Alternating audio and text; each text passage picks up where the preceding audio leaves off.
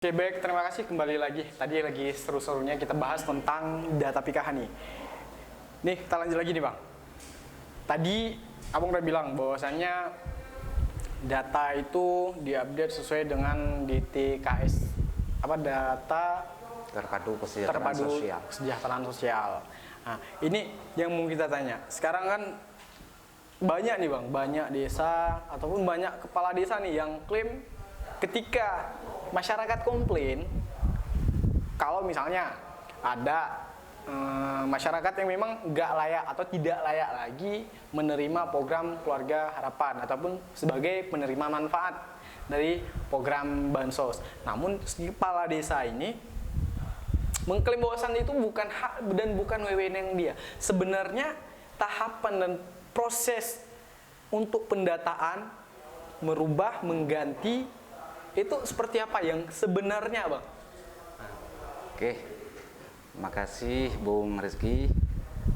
Terkait masalah update data PKH tadi, sejauh mana kewenangan dari pihak pemerintah desa di situ ya. Jadi pada saat melakukan pemutakhiran data PKH yang ke depan makin akurat, itu desa mempunyai kewenangan bisa melakukan intervensi yang sifatnya positif. Kita telah menyampaikan data-data PKH itu yang terupdate ke desa masing-masing. Jika memang data PKH tersebut terdapat kekeliruan, ketidak tepat sasaran, contoh mungkin saja ada kedapatan yang memang itu masih mampu ataupun tidak tinggal lagi di desa tersebut ataupun bisa saja meninggal dunia karena hasil pemutakhiran data yang dilakukan oleh teman-teman pendamping PKH di lapangan itu sudah update terakhir. Jadi pemerintah desa Pak Geci maupun aparat desa punya kewenangan kalau memang itu data tersebut ada bisa dimusyawarahkan di desa, ajak tokoh-tokoh masyarakat, ajak pihak tuhapet untuk dimusyawarahkan, silakan dirumuskan. Dari contoh mungkin dari salah satu desa mungkin ada 50 orang peserta PKH di contoh ya. Mungkin dari di antara 50 tersebut ada yang memang tidak layak lagi untuk menerima data tersebut. Bisa dimusyawarahkan di masyarakat, dituangkan dalam berita acara, disampaikan ke pendamping PKH atau ke dinas sosial. Nanti pihak kita, pihak teman-teman pendamping, pihak dinas sosial akan melakukan cek kembali, cek and recheck kembali benar nggak data yang disampaikan oleh pihak desa ini sesuai dengan di lapangan. Kalau itu memang benar, kita akan langsung melakukan pemutakhiran data untuk kita keluarkan.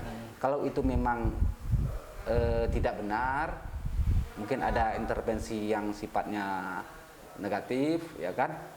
Itu kita pertimbangkan juga, kita koordinasikan dengan pihak-pihak terkait lagi desa untuk memastikan layak atau tidak kita keluarkan peserta tersebut. Karena kenapa Pak?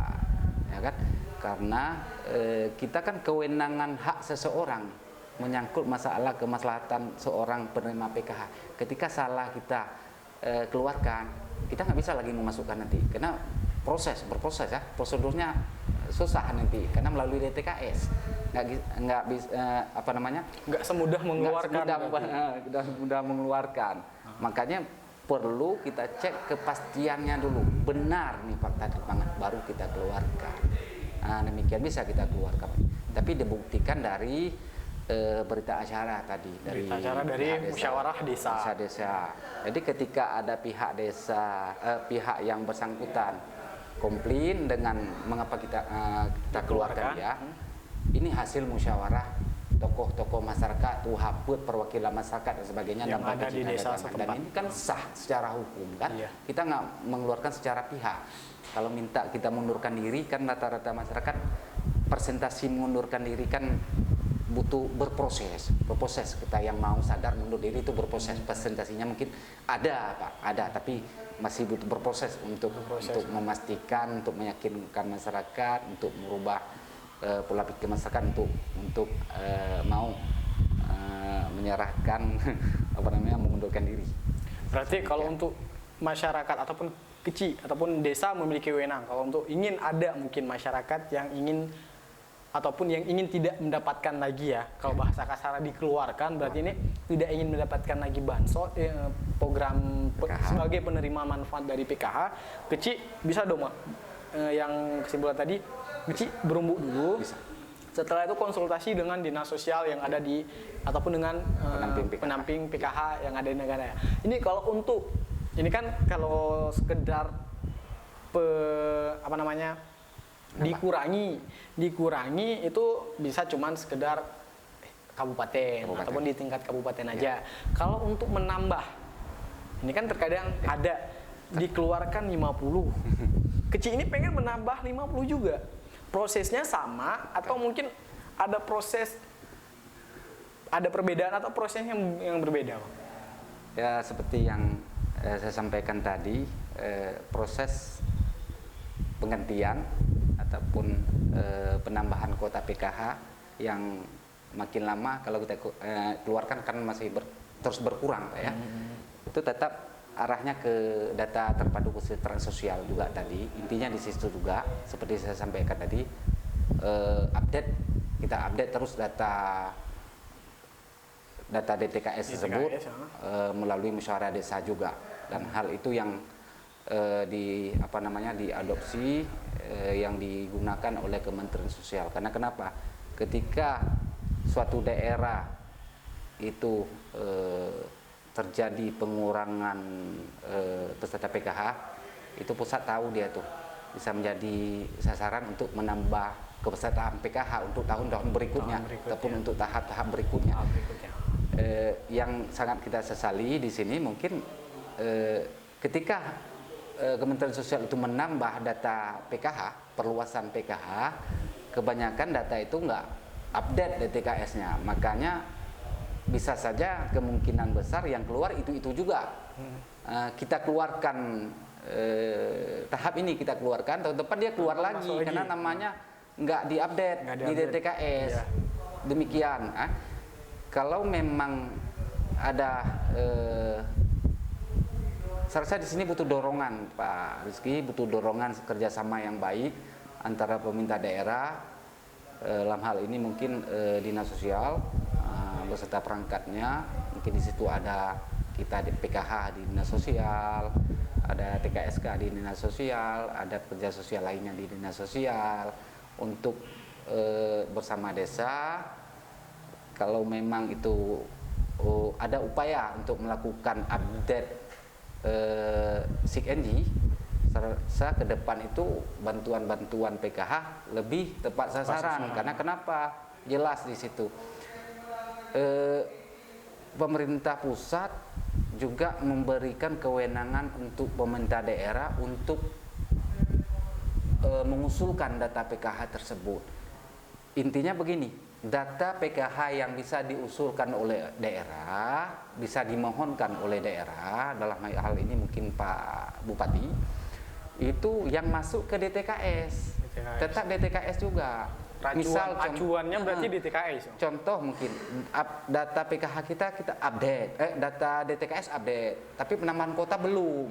Pemerintah daerah bisa. Kementerian Sosial memberi peluang kepada daerah bisa diusulkan, tapi yang update di data DTKS bisa. Apapun ceritanya, keputusan kewenangan untuk penambahan berapa jumlah penambahan dan sebagainya itu tetap kewenangan dari pemerintah pusat. Karena kenapa? Kan keterbatasan kuota juga. Contoh mungkin secara keseluruhan se-Indonesia, secara nasional kuota PKH itu kan 10 juta. Ketika ada dikeluarkan ke depan lagi, target pemerintah pusat untuk tahun 2020 ini 1 juta. Dikeluarkan. Digraduasi, yang bahasa kita digraduasi, dikeluarkan dari kepesertaan PKH karena mampu, karena sudah sejahtera secara ekonomi, dan bisa dimasukkan penambahan kuota yang belum mendapatkan PKH. Makanya kita menyarankan di sini pihak desa, pihak kabupaten, pihak dinas sosial, ayo sama-sama kita serius, kita benah DTKS kita agar ke depan tahun 2021 data DTKS itu update. Nah, ketika ada bantuan sosial nanti mungkin PKH, BPNT atau bantuan sosial apalah namanya, karena masuk juga KIP, KIP, KIS, bantuan rumah rutilahu dari pusat, listrik subsidi, nah kan sangat berpengaruh. Semuanya dari karenanya sumbernya DTKS. Sangat disayangkan ketika memang DTKS kita itu tidak diupdate dengan baik. Ya apa kenyataan di ke depan yang penerima manfaat itu presentasi tepat sasarannya sangat kecil, kan butuh kerja ekstra dari pihak kita pendamping untuk membenahi lagi data yang kita terima dari pusat. Oke lah, taruhlah PKH, ada pendamping PKH-nya untuk bisa kita lakukan pemutakhiran data segera. Kalau BBST nih, karena sifatnya singkat kan prosesnya kan cepat, harus cepat. Nah, kan mungkin banyak peserta BST yang sekarang itu penerimanya yang mampu, dan proses penggantiannya pun butuh melalui proses juga demikian. Berarti kalau misal untuk ngupdate ataupun dari desa nih punya dan dia memiliki hak untuk mengusulkan, cuman tergantung kembali lagi bang yang kayak kita bilang tadi atau enggaknya si desa yang bersangkutan berarti bang, karena desa itu punya hak untuk melakukan update dan memang koordinasinya dengan dinas sosial. Setelah desa mau mengupdate dan kabupaten juga nggak update, berarti BO-nya kita udah tahu di mana gitu kan.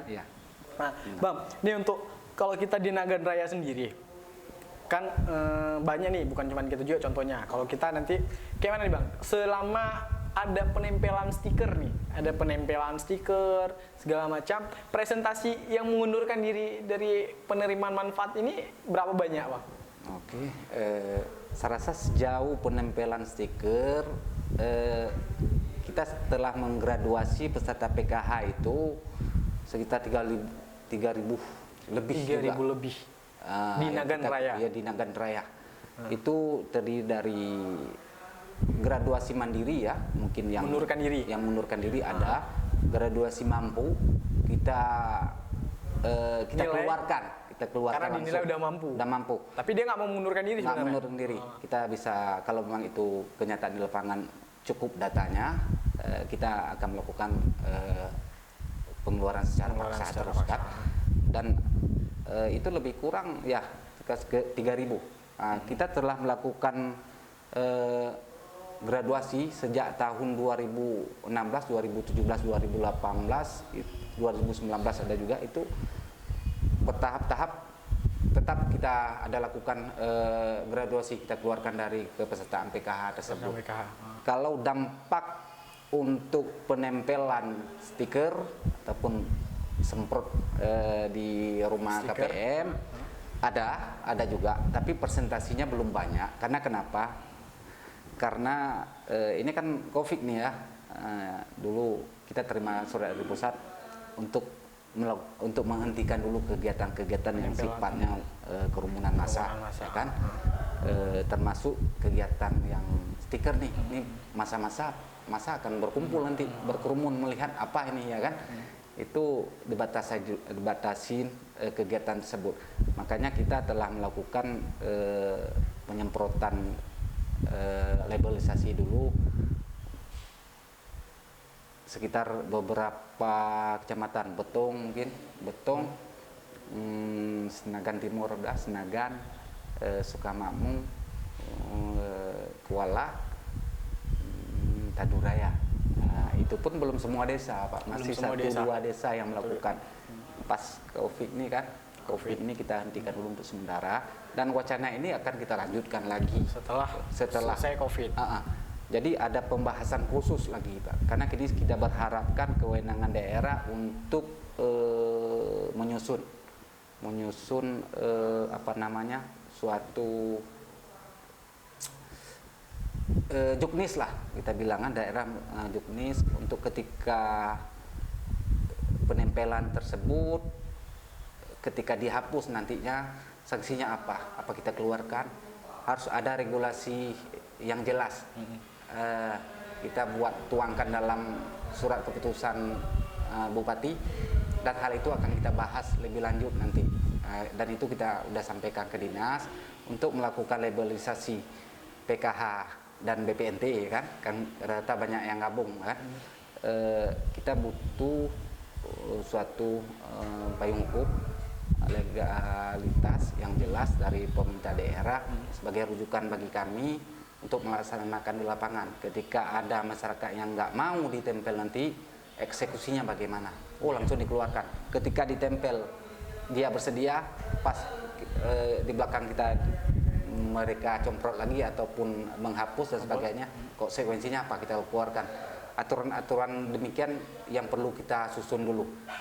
Kata-katanya juga demikian, baik kata-kata bahasa juga harus kita sesuaikan, karena kita menerima surat dari Kementerian Sosial,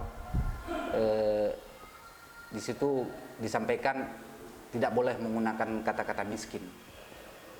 Mungkin dengan kata-kata kata kurang mampu ataupun prasejahtera kan, kata-kata miskin lebih sedikit bahasa ataupun bisa menyakiti perasaan ya kan. Nah di situ poin-poin di situ aja perlu terubah, dan itu kita sampaikan ke pimpinan, ke Pak Kepala Dinas dan ke Pak Kabid untuk dibahas lanjut, dan hal itu tetap kita lanjutkan lagi ke depan.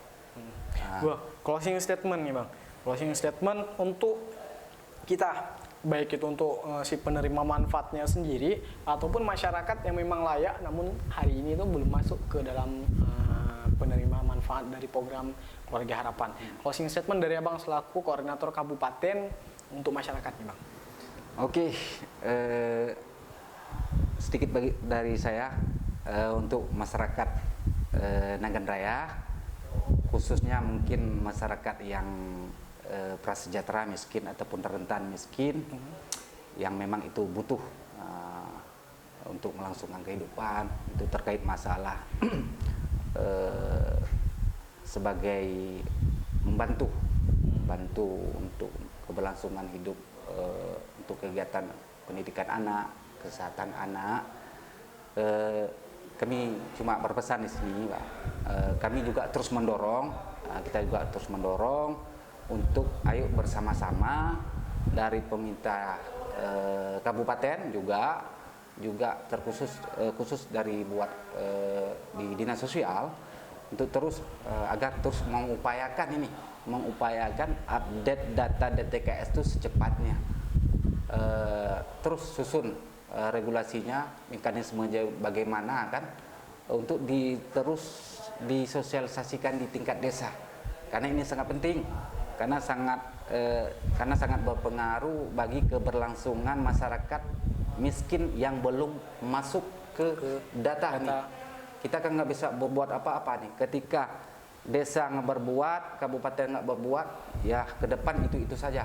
Jadi juga kita berharap di sini, yuk kerjasamanya dari pemerintah daerah, dinas sosial, pihak terkait, ya kan, juga dari desa untuk menyukseskan SIKNG ini. Sistem Informasi Kesejahteraan Sosial Next Generation, agar data terpadu kesejahteraan sosial 40% ke bawah masyarakat miskin, rentan miskin itu masuk dan update data tersebut. Kasihan saudara-saudara kita yang di luar, masih banyak yang memang itu sangat-sangat membutuhkan, tapi mereka tidak masuk ke dalam DTKS. Karena di sini perlu kami sampaikan, ketika masyarakat yang miskin tadi tidak masuk ke DTKS, itu sangat disayangkan, Bung Rizky, sangat disayangkan. Dalam bentuk bansos apapun mungkin dia khususnya dari pusat, beliau nggak akan dapat, karena nggak masuk ke DTKS. Ketika masuk ke DTKS, kemungkinan besar keluarga tersebut menjadi calon kepesertaan penerima bantuan. Bisa itu menerima bantuan PKH sesuai dengan kategorinya, apa itu penerima program sembako, ya kan? Karena kan di sini ini kan ada dua nih Pak, program bansos nih ada yang reguler, ada yang sifatnya COVID nih. Yang reguler PKH, ya kan, program berlanjut, BPNT sembako itu kan, program sembako itu kan berlanjut. Nah, untuk tahun berikutnya ada juga.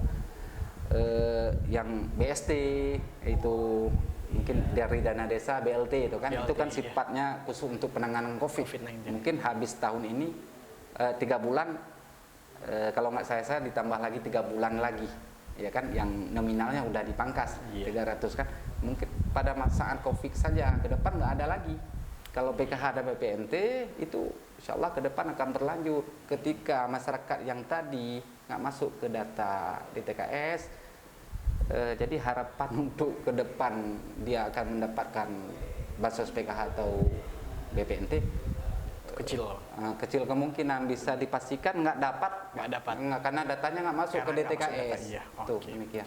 Oke Bang, makasih banyak atas waktunya dan juga masih banyak atas pencerahannya. Ya, sama-sama. Baiklah teman-teman semuanya yang ada di mana aja ataupun yang lagi berada di mana aja, itulah tadi perbincangan ringan kita terkait permasalahan problema data penerima manfaat yang diberikan ataupun diperuntukkan bagi warga kurang mampu oleh pemerintah pusat. Baik, buat teman-teman semuanya, minta komennya apa kekurangan kita dari hari ini biar kita perbaiki ke depan, dan juga dukung terus channel kita dengan cara subscribe, like, share, and comment. Mungkin hanya ini saja, saya akhiri. Wassalamualaikum warahmatullahi wabarakatuh. Waalaikumsalam warahmatullahi wabarakatuh.